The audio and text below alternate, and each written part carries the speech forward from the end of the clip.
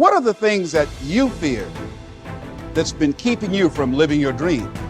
That's been keeping you from doing some things that you would like to do? Just think about those things. Every time your voice speaks and thinks about having something new, fear is there to squash it. Every time you want to try something new, fear is there to squash it. Every time you want to go somewhere new, fear is there to squash it. The big problem I see in the world today is that too many people are letting fear always win these inner conflicts. What if you don't do it? What if you don't chase your dreams? What if you don't stand up for yourself? What if you do not step up to the plate and take that challenge? You have no idea of the breathtaking future that's on its way to you, that's asking you, please let me through. When you decide that you are good enough, when you decide you give yourself permission to have it all, have all the love, have all the health, when you give yourself permission, it's like the inside of your champion is saying, let me out. Fear forces evolution. Fear is good. Fear are instincts. Fear is the radar that tells you what you need to do, how to exist, and what's going to keep you alive. Fear can keep you in your comfort zone. It's safe there. You know what to expect, but nothing grows there. Life happens outside the comfort zone. So let's look at how we can begin to take some steps to restructure that fear, to begin to expand our visions of ourselves, to begin to increase our self-esteem. Webster said that self-esteem means confidence and satisfaction in oneself. Look at your life right now. Whatever you've done up to this point in time, your life is working. Whatever you have produced, it came out of you as a result of the kind of person that you have become. You have to be fearless. You have to be completely fearless and have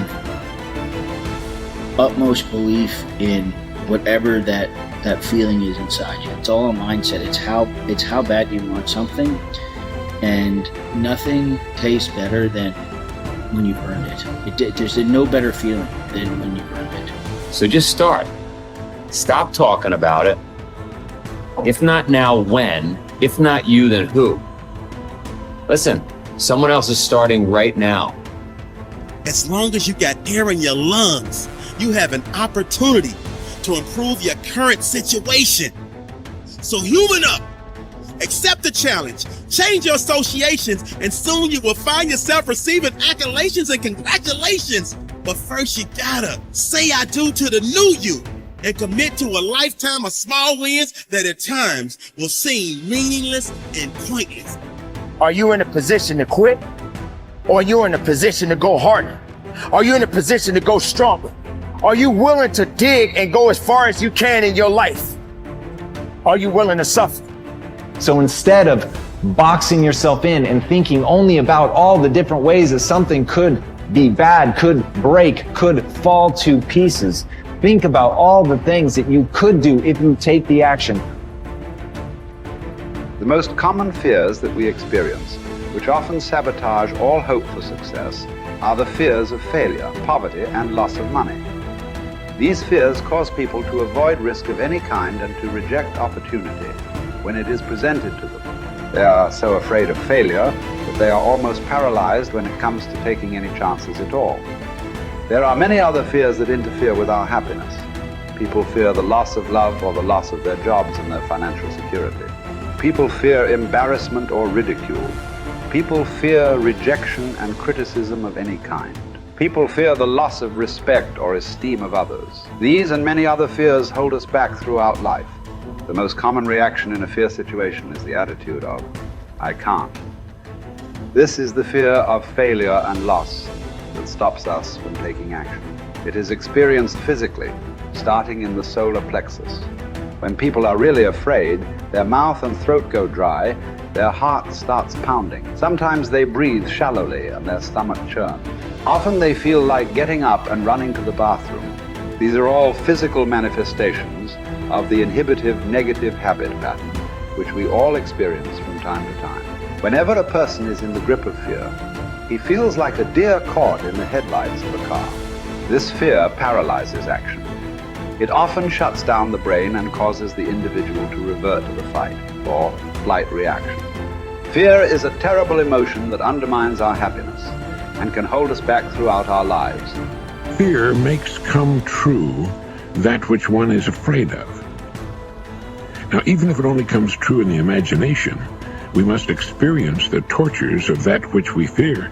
Tortures often as not worse than those if what we feared actually came to pass physically in our lives. It's why the old line, "A coward dies 1,000 deaths, a brave man dies but once," is really true. Fear makes come true that which one is afraid of. If fear of something is held long enough, it may well bring on that which we fear, but it really doesn't make much difference because experiencing the fear is the same thing. That is, as far as our mind and body are concerned, it's actually happening over and over again, doing its inevitable damage to our physical bodies. Ralph Waldo Emerson said that fear is ignorance. Whenever we're afraid of something, I don't mean the perfectly natural, normal fears that work to keep us alive, but the gnawing, unreasoning, illogical, and neurotic fear of something. It's only because we don't know the real truth about it. If we did, the fear would vanish. That would include a neurotic fear of death, the fear that we are not liked or loved, and so forth. I think the thing to remember here is that when we fear something, it takes its toll on our mind and body just as if that which we fear had in fact come to pass. And we can bring to pass that which we fear. If you want to change attitudes, start with a change in behavior. In other words, begin to act the part as well as you can of the person you would rather be, the person you most want to become. Gradually, the old fearful person will fade away. Dr. Frankl learned that by controlling his attitude, the concentration camp fell away. His mind was free to roam where he wanted it to roam, think about what he wanted it to think about. It was as free as the birds, freer really, for it could fly to the ends of the earth, to the ends of imagination in an instant. And so can yours. And so can mine. You need large amounts of self-discipline to deal courageously with all the fear-inducing events of your life. This is probably why Churchill said, "Courage is rightly considered the foremost of the virtues, for upon it all others depend." The fact is that everyone is afraid, and usually of many things. This is normal and natural. Often, fear is necessary to preserve life, prevent injury, and guard against financial mistake. So, if everyone is afraid, what is the difference between the brave person and the coward? The only difference is that the brave person disciplines himself to confront, deal with, and act in spite of the fear. In contrast, the coward allows himself to be dominated and controlled by the fear. Someone once said that with regard to warfare, although it applies to any situation, the difference between the hero and the coward is that the hero sticks in there 5 minutes longer. Fortunately, all fears are learned. No one is born with fears. Fears can therefore be unlearned by practicing self-discipline repeatedly with regard to fear until it goes away. Your ability to confront, deal with, and act in spite of your fears is the key to happiness and success. One of the best exercises you can practice is to identify a person or situation in your life of which you are afraid and resolve to deal with that fear situation immediately.